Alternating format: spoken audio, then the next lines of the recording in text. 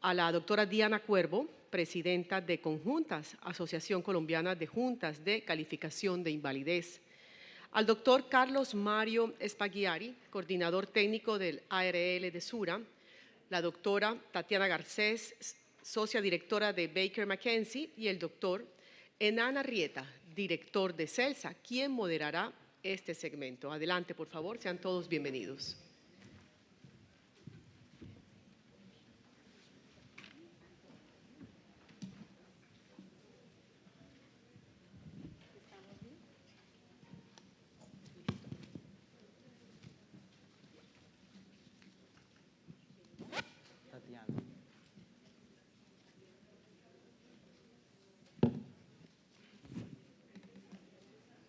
Buenos días, muchas gracias por estar aquí, por estar tan atraídos por este tema que justamente nos convoca.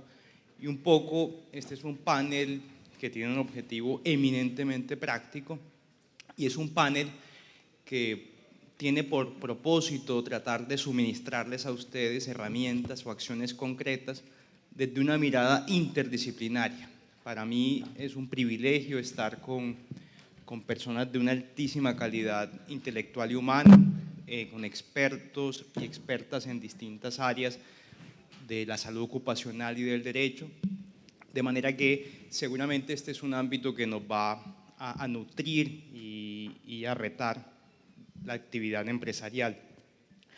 En la presentación que el equipo del CED, la que Catalina, Tomás e Isaac hicieron muy bien, veíamos un poco el impacto de fenómenos tales como el ausentismo, el presentismo en la productividad laboral, y a manera de problematización, pero también a manera de encontrar soluciones específicas, este panel, Diana, Tatiana, Carlos, pues tiene este propósito central.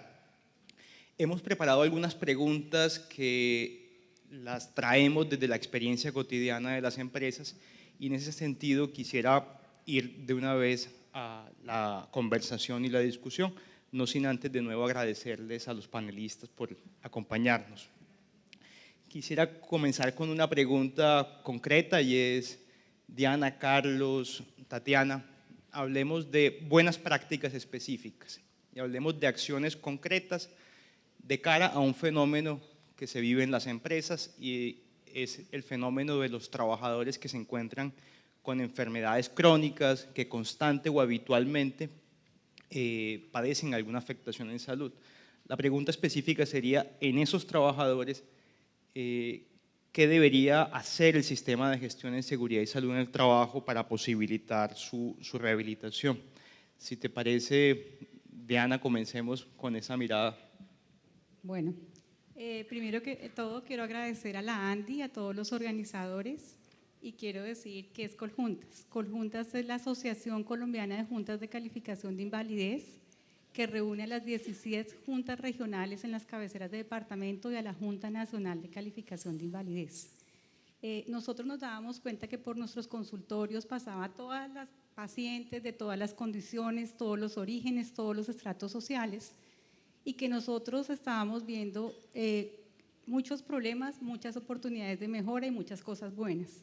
Decidimos con nuestro propio dinero hacer esta asociación para generar investigación, para hacer estos conversatorios, para poder decirle a la gente que hacemos las juntas, porque había mucho desconocimiento, tanto a empresarios, sindicatos, gremios científicos, académicos, y ayudar a hacer propuestas para mejoramiento de la seguridad social, no solamente a nivel decreto, resolución, sino tema legislativo, y hemos sido invitados al Congreso de la República para proponer mejoras. Ya sabiendo que es Coljuntas y que estoy representando a todos mis compañeros de las juntas que están asociados, que es el 80% de los miembros, quiero decir que las condiciones crónicas de salud pues nos va a pasar a todos, o sea, todos vamos a tener en un momento hipertensión, diabetes, obesidad, osteoartrosis, artritis reumatoidea. Eso no quiere decir que no seamos personas productivas, eso no quiere decir que necesitemos una incapacidad, y eso quiere decir que nosotros como país, no solamente los empresarios, sino también el sistema de salud, los gobernantes tenemos que hacer algo porque nos estamos envejeciendo y vamos a tener cada vez más condiciones. Yo lo he dicho en otros escenarios en la consultoría que hice para la ANDI y la OIT, que lo que estoy diciendo acá lo estoy diciendo de manera académica. Estoy sintiendo que estamos dejando solos al empresario y los trabajadores con el problema y le estamos diciendo, allá hay un sistema de gestión, allá usted mire esa enfermedad crónica que hace porque el trabajo es allá ese mundo y ese mundo le toca a usted empleador, trabajador y ARL. Y la ARL le está diciendo, yo solamente cubro los riesgos laborales. Entonces, ¿quién va a ayudar y asesorar al empleador trabajador a poderme mantener productivo a pesar de tener una condición crónica? Entonces, buenas prácticas implica también una interacción con los otros, con las EPS y las ARLs, implica que yo en mis sistemas de gestión incluya prevención de discapacidad para trabajar. O sea, así como yo hago sistemas de gestión para que no se me enfermen por ruido, por riesgo psicosocial, yo tenga todos los trabajadores que tengan condiciones crónicas para hacer sistemas de vigilancia y medición y hacer intervenciones tempranas para que no se incapaciten, ¿sí? Entonces, eso está descrito en un documento de la ANDI y la OIT, cómo se hace, sería una buena práctica que lo puedan revisar, ellos lo tienen. Y otra cosa se sale de las manos, las EPS no están haciendo adecuada rehabilitación, recomendaciones, y eso sí ya se sale de la esfera que no es de lo que podemos hacer a nivel meso, sí es macro, pero acá nos está escuchando el viceministro y la directora de riesgos, que es un llamado a que trabajemos en asocio con el sistema de salud. Y quiero decir una cosa, estábamos trabajando una resolución, decreto de rehabilitación entre los dos ministerios. Nos habían convocado a todos los gremios, sindicatos, empresarios. Nuestro sueño era que saliera qué debía hacer las EPS, que las ARLs, que los empresarios, que los trabajadores. Y por una razón que desconocemos, la sacaron solamente segmentada, solo riesgos laborales, el 16 de junio para terminar. Entonces yo decía, muy chévere, pero eso ya lo venimos haciendo. Las ARL son las que hacen más rehabilitación, más reintegro. ¿Y dónde está el sistema de salud? Entonces, sí es un llamado al viceministro para que retomemos esto que estábamos haciendo y las EPS hagan conceptos, hagan recomendaciones basadas en medición de desempeño, con instrumentos de rehabilitación clínica que no le toca hacerlo a los empresarios, pero que se beneficiarían mucho si le dan ese insumo y si hacemos ese decreto conjunto entre riesgos laborales, Ministerio de Trabajo y Sistema de Salud, y hacemos este llamado. Muchas gracias. Gracias, Diana. Carlos, Diana mencionaba mucho la ARL, ¿cuál es la función allí? Gracias, buenos días para todos. Y yo pienso y los quiero invitar a que veamos las cosas distinto.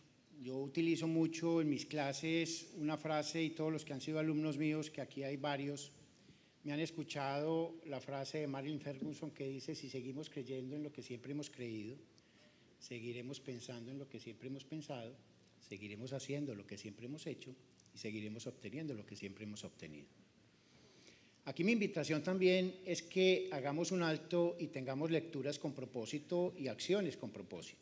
Y parte de esto, más allá de lo que la ARL como tal actúa o hace, es nosotros debemos entender que el sistema, si bien tanto hoy las EPS y las ARLs, evidentemente frente a todo lo que estamos hablando, tienen un papel importante, cada uno de nosotros debe asumir su responsabilidad directa frente a lo que está haciendo y de lo que está interviniendo.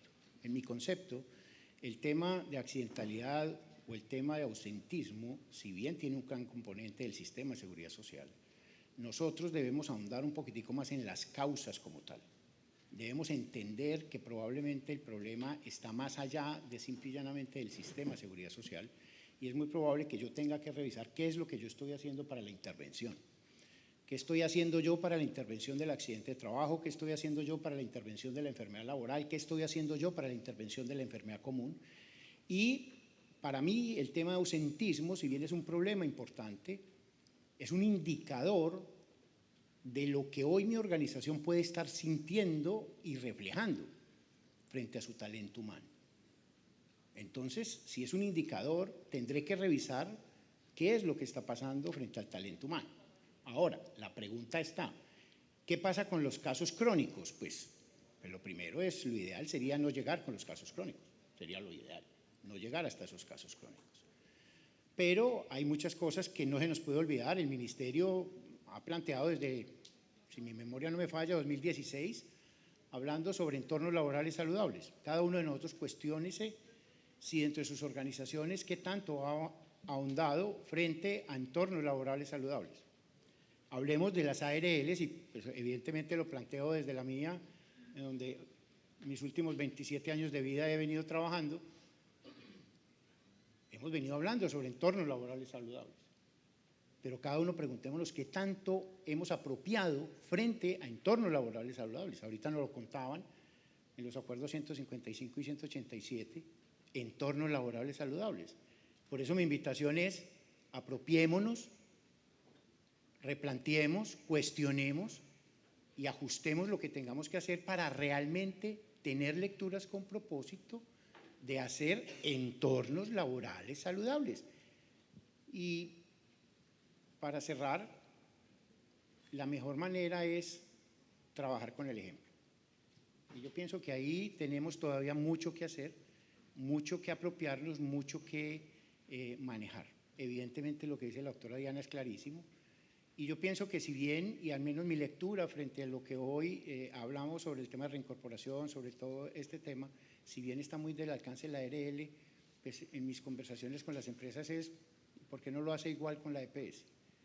Con casos de enfermedad común. Entendamos que no es el por qué, porque el por qué puede ser la resolución 3050. El para qué es qué. Entonces, esa es mi invitación. Gracias, Tatiana, desde la mirada y la consultoría que tienes. Bueno, muy buenos días. Gracias a Andy y a todos los organizadores por la invitación. Yo empezaría por hacer una reflexión, y es que cuando uno mira la norma del sistema de gestión de seguridad y salud en el trabajo, encuentra pues que el actor principal de ese sistema es la empresa, como bien lo anotaba la doctora Diana.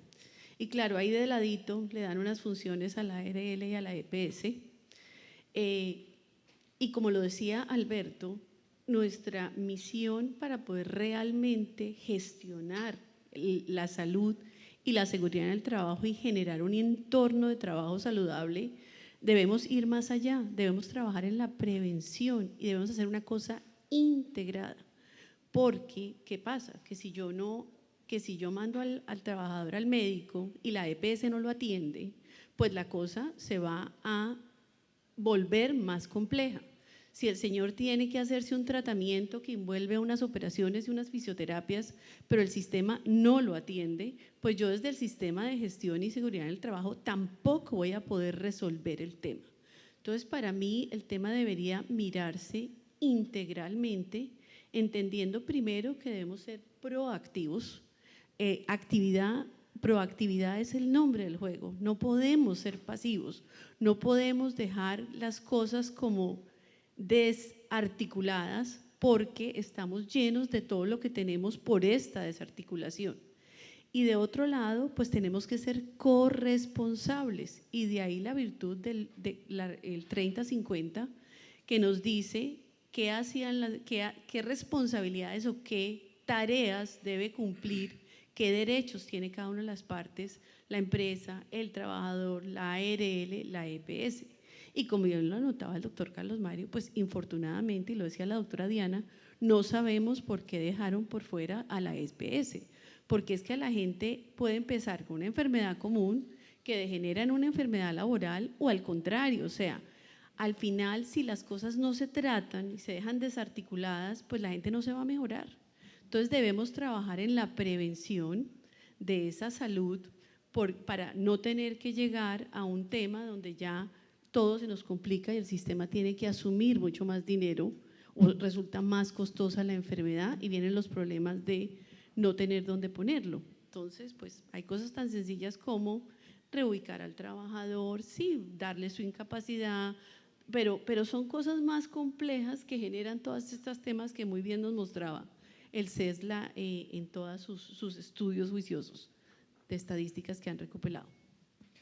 En ese punto, Tatiana, planteas una mirada integral y en ese sentido, Diana, la pregunta que me surge es, ¿cuál debería ser el comportamiento concreto del empleador con las EPS y con las ARL?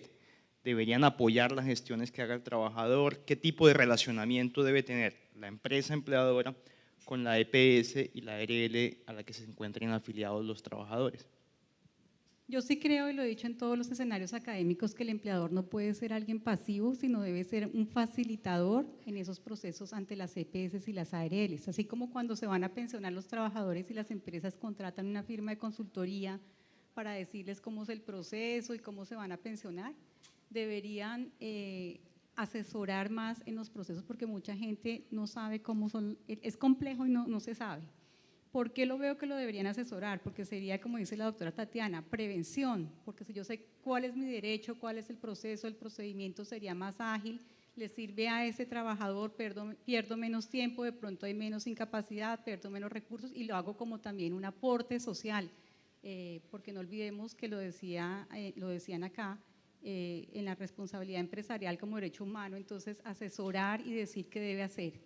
Es irónico, pero la gente a veces no sabe los derechos que tiene, las empresas no saben, y las empresas piensan que no son activos en todos esos procesos, no solo de incapacidad, sino de calificación de pérdida de capacidad laboral, y tienen el derecho y está legalmente establecido, y los invito a leer una directriz de la Junta Nacional que encontrarán en la página web juntanacional.co del 2021, donde le decimos a todos los actores, todos son responsables en los procesos, tanto de calificación de origen, de pérdida, y ustedes pueden aportar, y les damos ejemplos en esa directriz. Eso fue hecho para las juntas regionales, pero también con destino a todos ustedes, los empresarios, los líderes de seguridad y salud en el trabajo, para que sientan que no es que no me toca, sino que es un deber y que nos facilitaría mucho a nosotros como seguridad social que ustedes aportaran, asesoraran y apoyaran a sus empleadores. Tatiana, hay casos extraordinariamente complejos donde el trabajador padece de una situación de salud crónica, donde esa situación de salud, piensen en pequeñas empresas, es absolutamente incompatible con las funciones disponibles, con los cargos que hay allí. ¿Qué alternativas jurídicas, Tatiana, han explorado ustedes para gestionar estos casos de trabajadores en debilidad manifiesta frente a una posible desvinculación, frente a una posible gestión de los riesgos jurídicos asociados a una terminación del contrato? Gracias, Enan, por la pregunta del millón. O sea, cuando a uno los clientes lo llaman y le preguntan por esto, el tema es absolutamente frustrante. Y además a eso ponle que no todos tienen la misma capacidad económica para asumir el problema. Cuando yo le estoy pidiendo a una empresa que por favor apoye la rehabilitación de un trabajador, que lo reubique, que lo acompañe de manera eterna, porque además esto no tiene fin, pues claro, yo puedo asumir el salario de pronto un mes, puedo acompañarlo 2 meses, pero ¿hasta cuándo? Y hay gente que tiene además todos los procesos que tenemos incorporados en el sistema de gestión son tan robustos, y claro, cuando uno mira ese sistema, uno dice qué maravilla, la prevención, el hacer, ¿no? Pero cuando te vas a la realidad, en un país donde más del 90% son microempresarios y no llegan a 10 trabajadores, uno con trabajo constituye el comité paritario, o sea, no encuentra quien quiera ser parte. Entonces, claro, acciones, pues hay muchas. Uno puede trabajar en la salud del trabajador, en generar un entorno positivo, saludable, donde se respete la desconexión.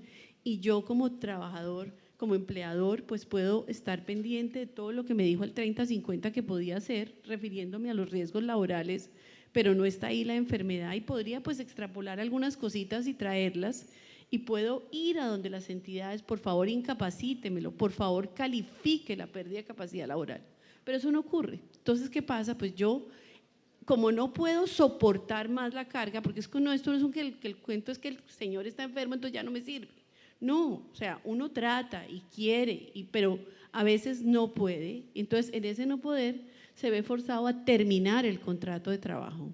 Y viene el tema de que entonces empieza una negociación con el trabajador y ojalá la logre, ojalá el señor pida o la señora pida algo razonable, porque es que si me piden unas sumas astronómicas, pues tampoco tengo la capacidad económica para manejar esa negociación.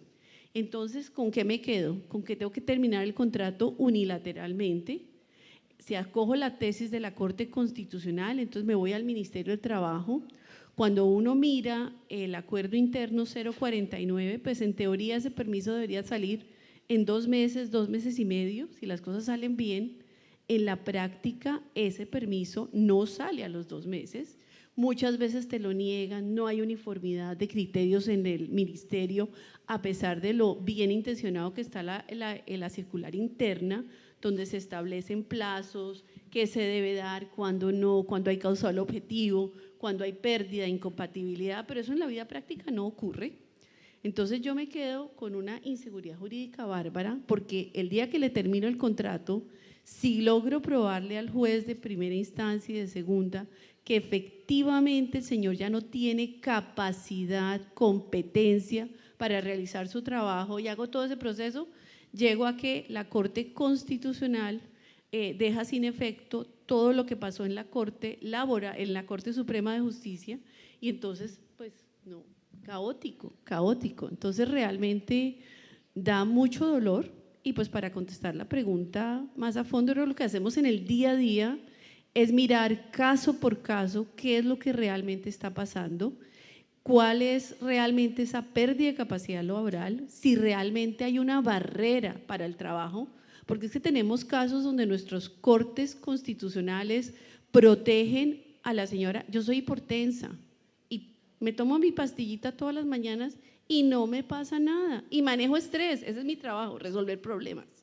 Pero yo puedo ir a la oficina a trabajar perfectamente, pero cuando uno se va a la historia de todos los reinstalados, entonces le dan, y hay enfermedades crónicas, tener hipertensión es crónico, los diabetes son crónicos, o sea, hay enfermedades catastróficas y ruinosas que no te impiden hacer tu trabajo. Pero esto no se está teniendo en cuenta, no se mira cuál es tu capacidad y tu trabajo, sino que de una vez todo el mundo tiene protección. Entonces quedas en una situación de indefensión muy complicada. Entonces lamento decirles que solución no hay, buscar un buen abogado para que trate de soportar adecuadamente esa motivación para que no sea como un capricho, sino que uno realmente tenga los motivos estructurados, esbozados, para que tenga razones objetivas para proceder. Gracias. Y echarse la bendición. Echarse la bendición, eso es lo más importante. Carlos, ahora mencionabas un poco la responsabilidad de todos los actores y en la historia reciente vivimos la pandemia. ¿Qué tendencias en materia de ausentismo se han presentado a raíz de la pandemia? Por ejemplo, uno pensaría que el aumento del teletrabajo ha generado nuevas implicaciones desde el punto de vista de las enfermedades, desde el punto de vista de los accidentes. ¿Qué lectura tienes de las tendencias del ausentismo y de las situaciones de salud luego de la pandemia? La pandemia realmente nos transformó a todos. Nos transformó a todos y cambió todos los escenarios desde seguridad y salud en el trabajo. Y cambió la dinámica inclusive del mismo ausentismo.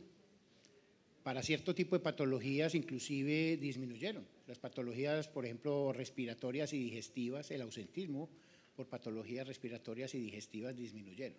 Las personas estaban en sus casas y ese tipo de patologías, en el buen sentido de la palabra, no generaron consultas, y al no generar consultas, evidentemente se disminuyó esos registros de ausencia. Pero se incrementó la salud mental y todo lo derivado de salud mental. De hecho, hoy es una de las situaciones más complejas. Ahorita lo hemos mencionado muy sutilmente, el tema del presentismo, y con seguridad hay más inquietudes. En mi concepto lo he manejado, lo he empezado a leer porque tengo dos grupos de alumnos que están trabajando una tesis sobre presentismo y he leído algo de esto y eso ha venido aumentando muchísimo derivado de patologías de salud mental.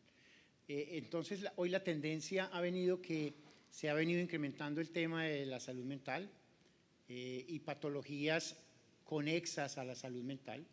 Las patologías físicas, llamémoslas así, han disminuido. Hay patologías físicas, llamémoslas, disminuyendo, pero las relacionadas con salud mental han aumentado. El tema de acoso relacionado con el teletrabajo, trabajo remoto, llamémoslo así, se ha venido aumentando también. Ha habido casos complejos, difíciles, y yo creo que es como lo que se ha venido presentando. De hecho, en algo que estuvimos mirando, comparativamente 2021 con lo que llevamos de 2022, ha habido una disminución en el tema de ausentismo. Hay algo que, complementando lo que ahorita la doctora Diana venía mencionando frente al tema del ausentismo, yo creo que los empleadores hoy deben apropiarse del tema. Implica que quería reforzarlo y me acabo de acordar, las empresas deben conocer el ausentismo, no todas lo conocen, no saben del ausentismo, no saben qué pasa, no saben cuánto es el costo, no saben cuándo le rechazan una incapacidad, no tienen claridad cómo cobrarlas, no saben documentar el ausentismo. Hoy un jefe inmediato no sabe qué hacer con una incapacidad, las engavetan, las guardan. Y a veces le preguntan a la ARL, oíste, ¿yo por qué no tengo días de incapacidad? Y lo digo porque para nosotros es con cierta frecuencia y casi la pregunta es, ¿y usted las ha cobrado, las ha presentado? Y a veces no lo tienen tan claro. Y en enfermedad común casi que ocurre también con mucha frecuencia. Y eso que podemos hablar de las que son médicas y podemos aquí hablar de todas las otras incapacidades y licencias que y lo veíamos en el estudio y hoy vemos que hay un montonón de documentación de incapacidades que están. Y aprovecho, hoy en nuestra organización venimos trabajando un cuadro que las empresas tienen acceso, que se llama diagnóstico empresarial, donde ven ese escenario y ven las cifras de una manera y que a veces se quedan, digamos, abrumadas cuando ven esa información y dicen, eso no es mío, claro, porque se cruza con todas las planillas. Entonces, aquí la invitación es que las personas conozcan qué es el ausentismo, sepan qué hacer, sepan cuando les rechazan una incapacidad, que sepan que esas incapacidades las están asumiendo y que evidentemente eso les está generando unos costos que son desbordadamente elevados y que las cifras casi que se volverían incalculables más allá de las cifras que hoy vimos que son desbordadamente elevadas.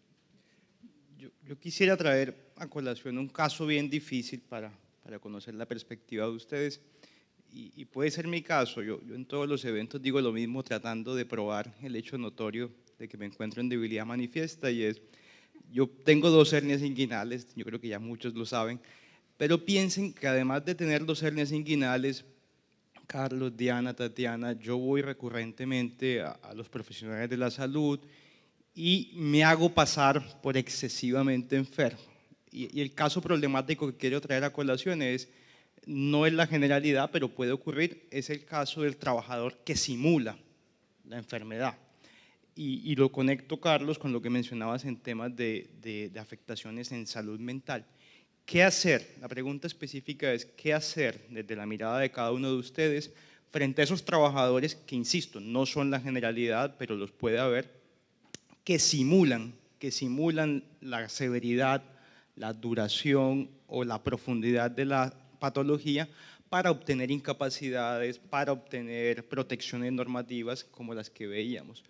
Entonces, la pregunta a quien se atreva a responderla es, ¿qué hacer con el trabajador simulador?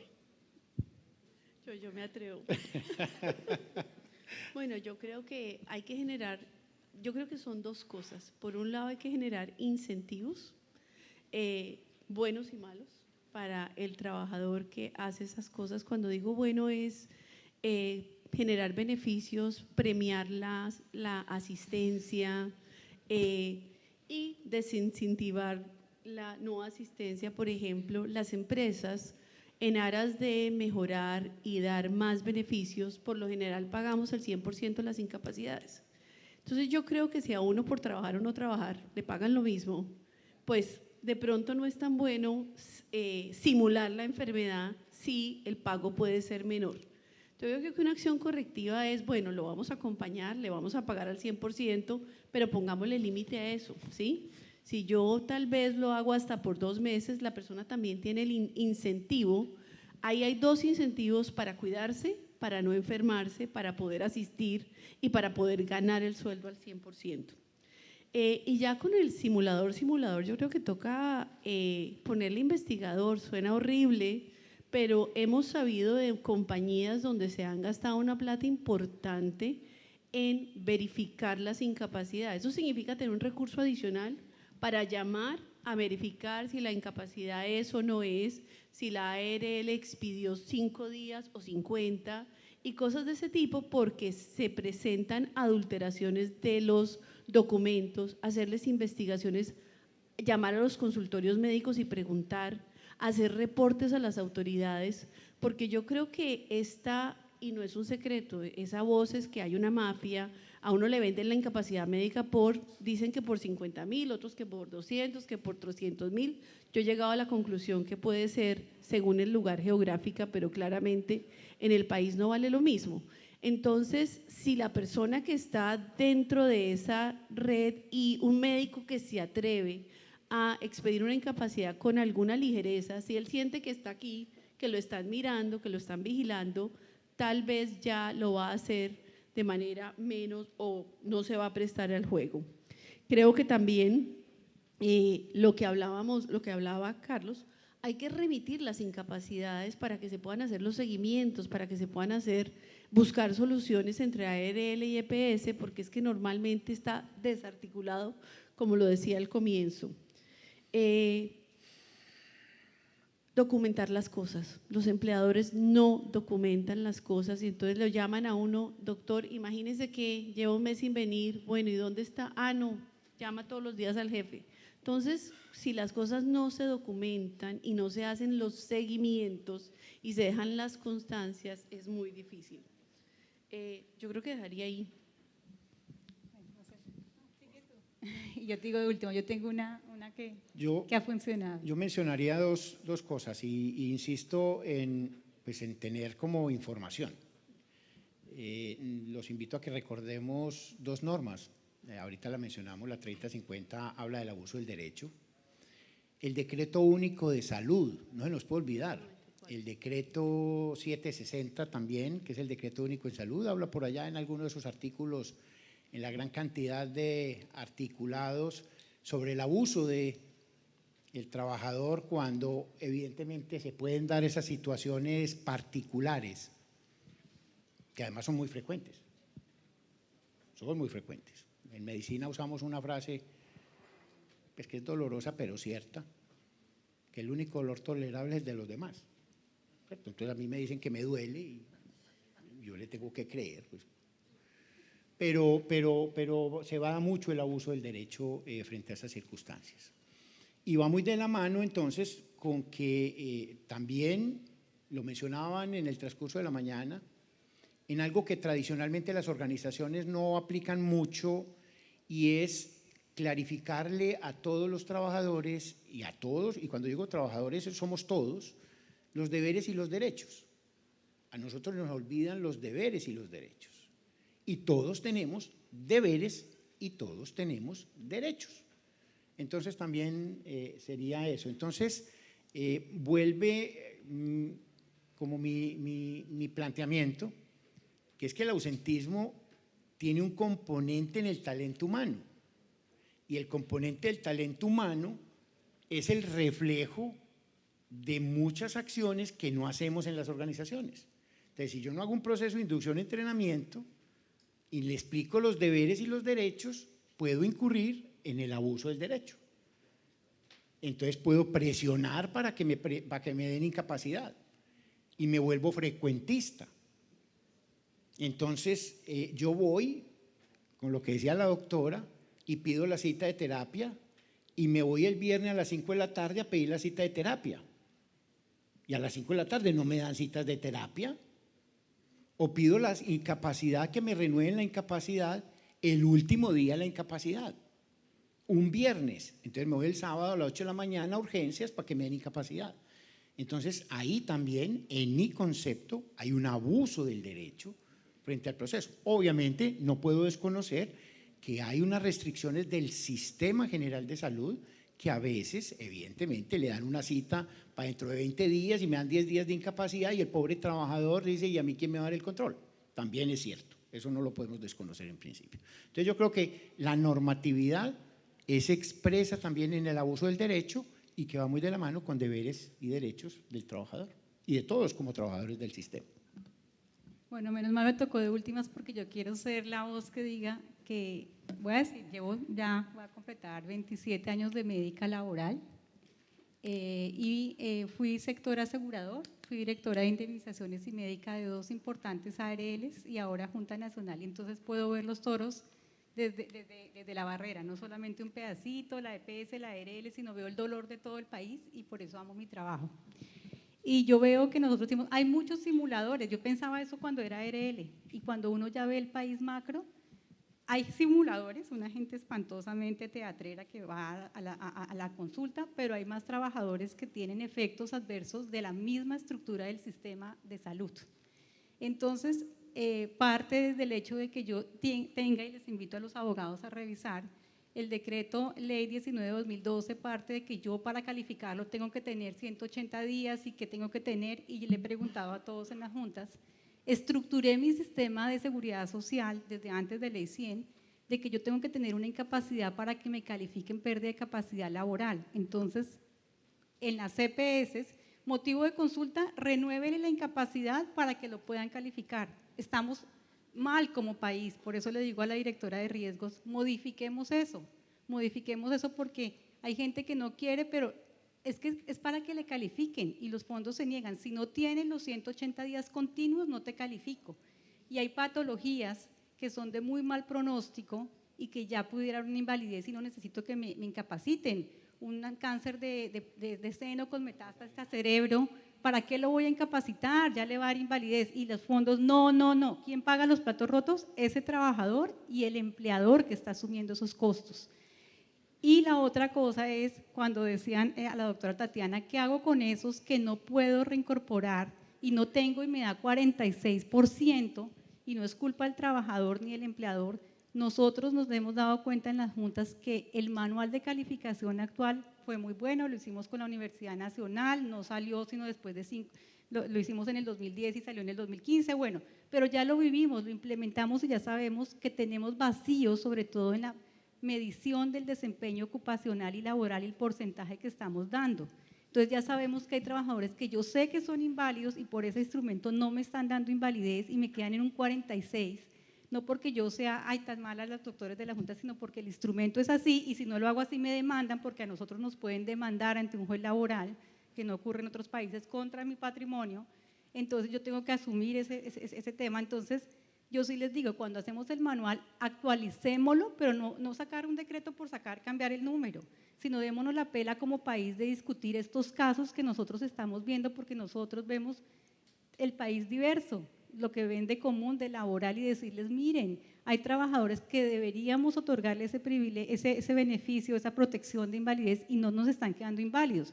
Y hay otros que les estamos dando unos porcentajes y les estamos incentivando que estén incapacitados, ¿sí? Y a la respuesta, ¿qué deberíamos hacer cuando tengo un trabajador simulador? Yo cuando fui sector asegurador se utilizaba pedir autorización para que lo filmaran. Y yo reconozco como médica que yo decía, sí, que lo filmen a ver si es que dicen mentiras. Y cuando hice el doctorado y estuve en Canadá, está demostrado que si contratamos investigadores y los seguimos y los empezamos a seguir y a vigilar, de pronto suene ay, muy chévere, se aumenta la sensación de que me están persiguiendo, el litigio empresarial, la incapacidad, el consumo de medicamentos y se va hasta enfermedad psiquiátrica. Entonces, eso que en un pasado de mi vida, porque afortunadamente puedo decir, he transitado y aprendido y he cambiado, y como lo chévere de esto es cambiar mi perspectiva cuando estudio y cuando veo otra visión, no funciona de acuerdo a la evidencia científica. Y lo que sí sugiero es que como uno se puede equivocar, puede ser que sí sea simulador o puede ser que no, Hay pruebas de desempeño ocupacional y laboral hechas por médicos, terapeutas, psicólogos, donde yo puedo medir la habilidad para hacer una actividad, si puede o no hacer un match con el trabajo. Eso también está en el documento de consultoría de la ANDI. Hay profesionales y firmas expertas en Colombia para hacer eso. Entonces, si yo veo un simulador, le digo, bueno, vamos a ver todas las pruebas si puedes hacer o no hacer, y cuando se le ha demostrado que no puede el mismo trabajador, o sea, que no es cierto lo que está diciendo, que yo no puedo subir la escalera y que yo no puedo cargar tal peso, pero mira todas las pruebas que te hice con fisioterapeuta, psicólogo y médico. El problema es que eso lo debería hacer el sistema de seguridad social en salud y no lo está haciendo porque es una cobertura. Yo no le estoy diciendo que haga ir a la NASA, terapia ocupacional, sino que no lo están haciendo. Entonces lo están pudiendo hacer las empresas que tienen dinero. Entonces ahí habría una inequidad porque el pequeño empresario no va a poder hacer todo eso. Y ahí llega otro nuevo llamado a hagamos esas normas de rehabilitación no solamente para riesgos laborales, sino para salud en general, para que el sistema de salud dé ese aporte y le entregue eso al empleador y evitemos esos problemas que estamos hablando. Es una visión de pronto académica, de pronto utópica, pero es lo que veo después de todos estos años de médica laboral, saludista pública. Gracias. Tenemos varias preguntas desde el aplicativo. Aprovechamos y los invitamos, si tienen preguntas puntuales a los expertos, pues que las planteen por el aplicativo. Y hay una primera pregunta que tiene que ver con si existe una lista de enfermedades, de tratamientos, de diagnósticos que automáticamente generen debilidad manifiesta. Yo creo que aquí hay varias personas preocupadas con la hipertensión, en la medida en que se preocupan si la hipertensión por sí misma genera debilidad manifiesta, o si por el contrario hay que analizar otros factores ocupacionales para calificar o no una patología como debilidad manifiesta. ¿Existe esa lista? ¿No la hay? Bueno, acá sí quiero contar que tuve el honor de ser invitada por la Corte Suprema de Justicia a su conversatorio de Derecho Laboral en el año pasado en Barranquilla, y fue un escenario hermoso porque estaba la Corte Constitucional, la Corte Suprema, y nos invitaron a la Academia de los Médicos para hablar de lo que expusieron, que es debilidad manifiesta, se requiere un porcentaje sí o no. Y yo voy a decir que yo considero que, primero que todo, una condición de salud no necesariamente me va a dar discapacidad, no necesariamente es debilidad manifiesta, pero la Corte en sus sentencias dice, márqueme crónica degenerativa y congénita. Y yo con todo respeto le decía a la Corte, eso no quiere decir de que usted tenga una condición de salud, que tenga una debilidad, pero como se ha hecho esa línea jurisprudencial, entonces yo con todo respeto le decía a la Corte Constitucional, nos está haciendo un daño al país, porque le está cerrando las puertas a los trabajadores que por solo tener hipertensión, yo creo que si acá miran quién tiene hipertensión o gastritis o artritis o artrosis, pues todos, medio porque ya todos somos acá más de 30 años, entonces todos tendríamos debilidad manifiesta. Entonces si uno va a un examen de ingreso, la empresa dice, no, yo a usted no lo contrato, entonces nos estamos viendo abocados a que yo diga mentiras en el examen de ingreso y el tema ético de médico que le digo, me dicen en la consulta en la Junta Nacional, yo no digo nada porque no me contratan, ¿sí? Entonces, para mí no hay listas, para mí debería ser más consonante entre el tema técnico de rehabilitación, de productividad, de lo que le estamos diciendo, digamos, humildemente los académicos del mundo de la salud a las Cortes, porque creo que eso le está cerrando muchas puertas a los trabajadores y eso hace un llamado. Y pues ahí empezaron esos conversatorios, seguirán, y por eso veo que ya va cambiando un poquito la Corte Constitucional en su última sentencia. Gracias. No sé si alguno quiera aportar. Pero lista sí hay, doctora, ¿o no?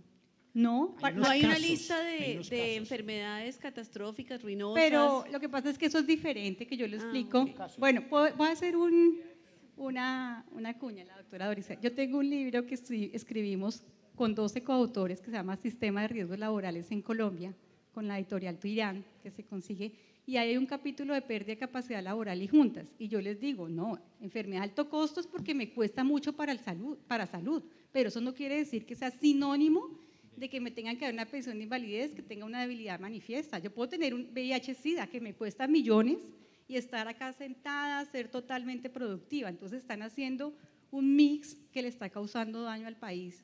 Cuando escribimos, me decía mi coautora, la psicóloga de la Junta de Bogotá, me decía, ay, no seas tan dura. Yo le decía, pues esto es un tema académico, hay que decirle que esto nos está causando perjuicio. Entonces, nos hacen marcarlo, para ponerles tutela y poner reintegro, pero eso no hace match con el tema técnico-científico.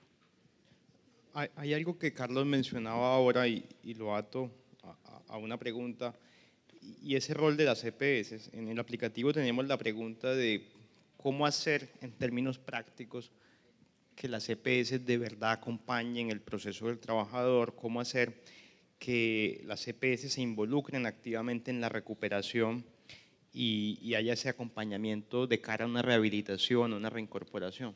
¿Qué hacer con las EPS? Sería la pregunta del aplicativo. Te voy a contar como la experiencia que tuve cuando manejaba integralmente la EPS y la ARL, que fue una fortuna durante casi 10 años manejando los dos negocios de seguridad social. Y todo se centra en conversaciones y en tener claridad de la problemática en las empresas. Lo que mencionaba ahorita la doctora Diana, clarísimo, en la experiencia que nosotros tuvimos, yo no tenía que esperar que una falla renal grado 5 llegara a los 180 días para calificarlo. Es absurdo. Es absurdo. Y calificamos muchísimos y las calificábamos y todo nos daba una pérdida de capacidad laboral y lo mandábamos al fondo de pensiones porque no podíamos esperar 180 días. Pues finalmente era así. Entonces, yo pienso que este es un tema también de claridad de roles y responsabilidades, que es algo que no todo el mundo lo tiene tan claro. Hablo pues por el grupo económico donde yo trabajo, donde hoy creemos que tener conversaciones con nuestros clientes nos da de la mano poder identificar esos casos complejos, críticos, abordarlos desde un principio, mirarlos integralmente y poder solucionarle esa situación a ese trabajador que está en el medio sufriendo. Y adicionalmente el empleador está, y tengo que mencionarlo, nosotros acabamos de lanzar un producto que se llama Asegura su Talento y lo que busca es brindarle asesoría al empleador de una manera integral, con un médico laboral, con un abogado, con un psicólogo, con un psiquiatra, especialista. Eso es, voy a utilizar una frase que se tiene hoy, pues sería como un plan complementario, pero en la ARL, para poder coger esos casos críticos y acompañarlo para hacerlo. Pero es un tema de conversaciones, es un tema de voluntad, es un tema de querer hacer las cosas y de saber que tengo un caso. Lo digo porque no todas las EPS saben que tienen esos casos críticos y los incapacitan. Hoy tenemos muchas restricciones del sistema de salud porque hay pacientes que van a una IPS y lo incapacitan, luego van a otra IPS y lo incapacitan, y luego van a otra IPS y lo incapacitan, y desafortunadamente no llega ese consolidado de días de incapacidad, entonces el empleador no tiene muchas veces ese control. Entonces yo creo que es de comunicaciones y de tener claridad del tema. Yo ahí quisiera preguntar algo, y es, pero en ese, ¿quién tiene acceso a eso que tú estás contando? Por ejemplo, los grandes empresarios, los pequeños empresarios. Hoy, porque uno llama a la EPS y es según qué importancia tienes y cuál es el volumen de trabajadores, o por lo menos esa es mi percepción, no sé si estoy equivocada. No, lo digo cuando lo manejamos integralmente, para nosotros hoy hablamos de seguridad social integral, entonces nosotros lo miramos integralmente, independientemente que esté en la empresa de 10.000 trabajadores o independientemente del pequeño, porque finalmente es el trabajador, es el cotizante del sistema de seguridad social. Entonces, el afiliado a la EPS, si tiene 180 días o 150 días, no importa si está en una gran empresa o en una pyme, no importa, o sea, para el sistema, en el tema de la EPS no importa. Bueno, al menos nosotros lo vemos de esa manera.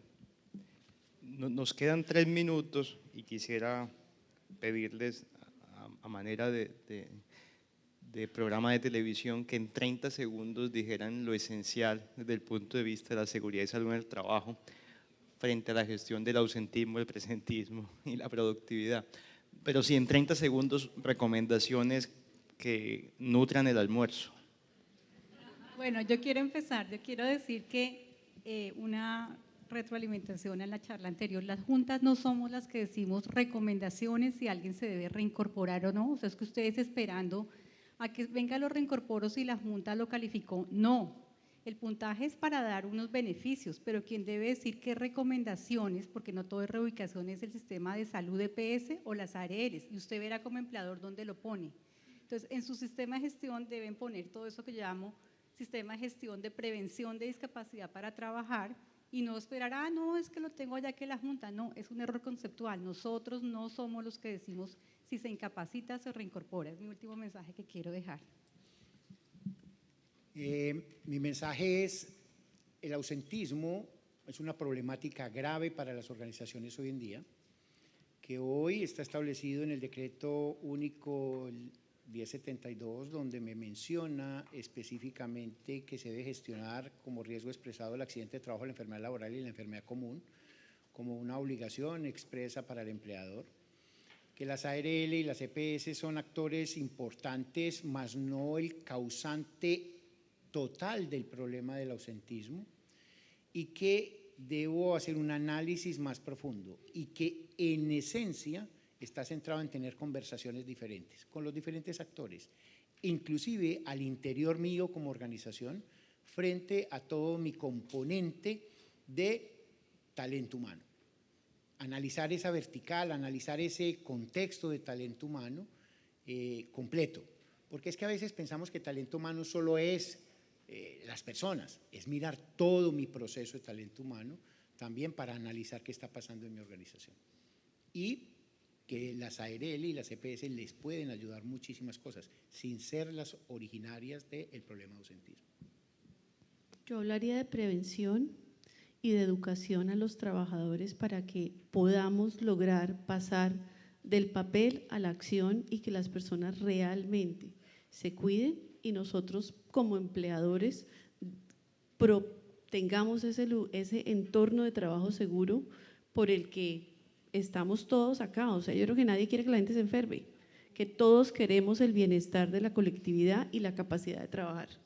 Entonces sí hay que hacer tareas, pero no solos. O sea, ahí también creo mandar un mensaje claro, y es que los diferentes actores que están llamados a apoyar hagan la tarea, porque yo sí tengo la visión, de pronto de manera equivocada, que no siempre uno encuentra el apoyo que necesita, y que si uno no tiene gente gestionando las incapacidades, el médico haciendo la tarea de ver cómo lo rehabilita, y es que no todo el mundo tiene esos recursos.